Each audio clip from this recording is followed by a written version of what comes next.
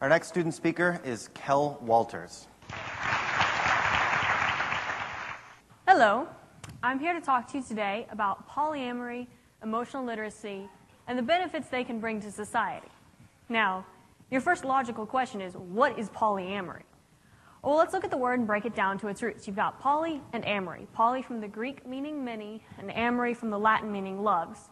So many loves. And I found that a good working definition for polyamory is the practice of having multiple romantic or sexual relationships at the same time with all partners' full knowledge and consent. And that part's really important, full knowledge and consent. Without that, you're just cheating, and we all know how we feel about that. But how does that work? I mean, society kind of views romantic love as a well, and you scrape the bottom of it, and that's it, that's all your love. But I'm actually going to quote Romeo and Juliet here. She says to Romeo, "My love is as boundless as the sea. The more I give to thee, the more I have." And that's how love works. It's a positive feedback cycle. The more you give, the more you have to give. The more you receive, the more you want to give. And as a society, we're fine with that notion as long as we're talking about platonic or familial love. We understand that you get a new brother or sister and you're not like, "Oh, I'm sorry, I have enough siblings already, I can't love you." You get a new friend, "Oh, sorry, one of the other friends has to go, bye." But romantic love, you're supposed to find your one person, and if you fall in love or in lust with anybody else, something must be wrong with you, or you're not in the right relationship. And polyamory takes that possessive notion of love, that one person is yours and yours alone, and says, nah, we can do better than that. Some of us want to. So once you understand what polyamory is, let's move on to what is emotional literacy. And emotional literacy is the ability to understand and communicate about emotions, both your own and others, and that really starts within oneself.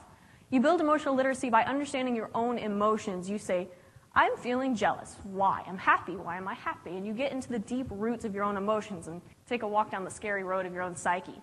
And as you do that, you begin to talk with somebody, and you find out that fights that you may have had that are getting worse and worse and worse, the more you communicate about your own emotions.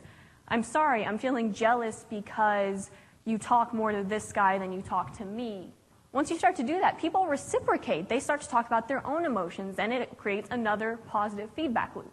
And polyamory is really good at building emotional literacy because there is no normal in polyamorous relationships.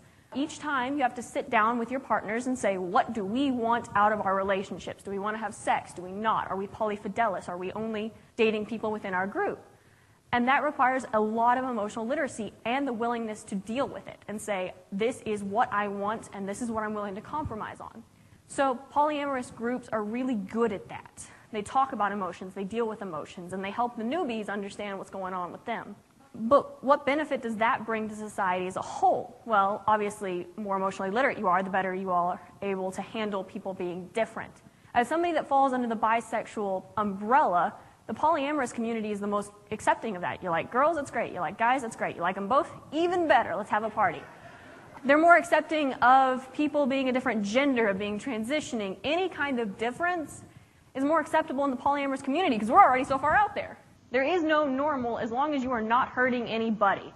So when society understands that monogamy is not the only way to have a relationship, that it is perfectly acceptable and healthy to have polyamorous relationships, what does that do? Well, let me stop right here and say we're not going to convert everybody to polyamory. Some people are monogamous, some people are polyamorous, and then there's a spectrum in between, and that is all perfectly okay. But what happens is that now we have to confront the idea that we have, that we've been socialized to have, that you're going to grow up, you're going to find your one person, have a good wedding, and live happily ever after. Isn't that the formula? Grow up, get married, have kids. Hopefully have a job in there somewhere. But when we can accept that that's not the only way to do things, we have to look with ourselves. We have to say, even if we are monogamous, we have to look at, make sure that that's what we want, and that's the only thing we want. And when we do that, we build our own emotional literacy. And a more emotionally literate society is better able to handle crises as a whole. We might actually get something done in politics if we can, talk about things in a reasonable manner, as opposed to doing terrible, terrible things to each other. So what I want to leave you with is this idea that love is not finite. It is infinite in all its many forms, and almost all of them are beautiful. And so build your own emotional literacy. Think about why you're feeling what you're feeling. Thank you.